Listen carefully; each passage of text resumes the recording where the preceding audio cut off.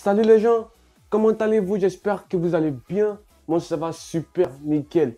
Comme d'habitude, moi c'est Akira et bienvenue sur ma chaîne.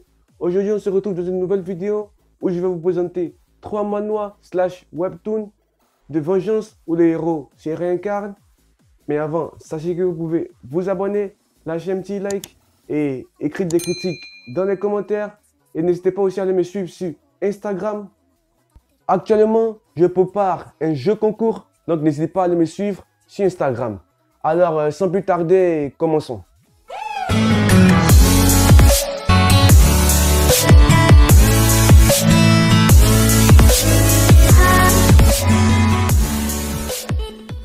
Le premier manhwa que je vous présente s'appelle The Dark Magician Transmigrate After Safe.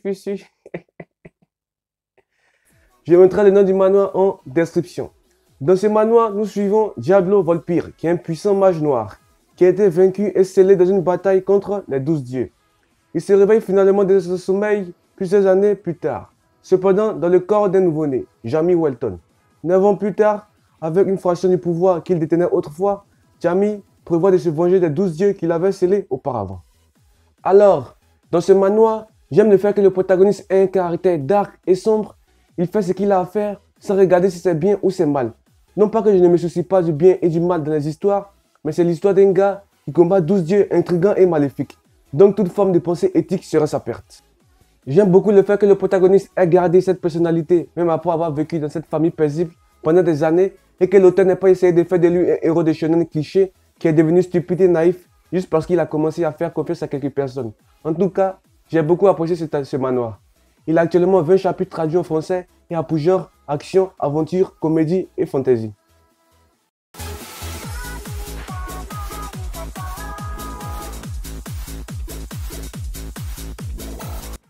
Dans le second manhwa, nous suivons Joshua, un guerrier légendaire qui a mis fin à la brutale guerre civile et qui a brisé la croyance selon laquelle il faut manier une épée pour être un maître chevalier.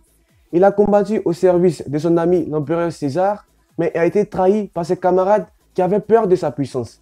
Il était sur le point de mourir lorsque son âme fidèle, Lucia, brille et le propulse dans le passé jusqu'à son enfance. Avec sa puissante lance à la main, Joshua est déterminé à se venger dans cette vie. Alors, l'histoire et l'intrigue de ce manhwa sont comme dans tous les autres manhwas du même genre, mais toujours aussi agréables à lire. Un peu basique, mais intéressant en même temps. J'adore le fait que l'auteur ait choisi une lance au lieu d'une épée pour notre protagoniste. Ce manhwa a beaucoup de potentiel et je vous le conseille vraiment. Il a actuellement 32 chapitres traduits en français et a pour genre action, aventure et fantasy.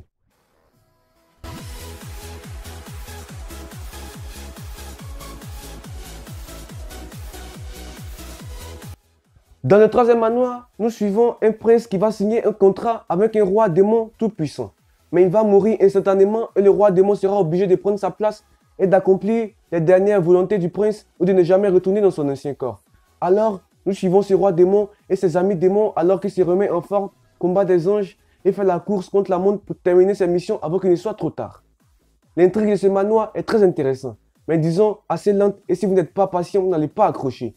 Franchement, au début, je n'avais pas accroché, mais après, je me suis habitué à l'intrigue. Et parfois, le protagoniste agit de façon bizarre et irrationnelle. Mais bon, je vous laisse découvrir par vous-même.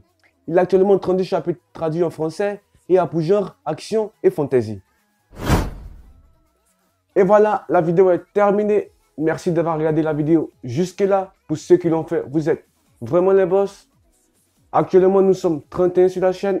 Merci à tous ceux qui se sont abonnés. Ça semble petit, mais pour moi, ça compte beaucoup. Alors, merci les gars. Si vous voulez d'autres recommandations de manhwa ou webtoon, n'hésitez pas à me le dire dans les commentaires. N'hésitez pas aussi à vous abonner, lâcher un petit like et à commenter cette vidéo. Merci les gars. C'était Akira et allez, ciao.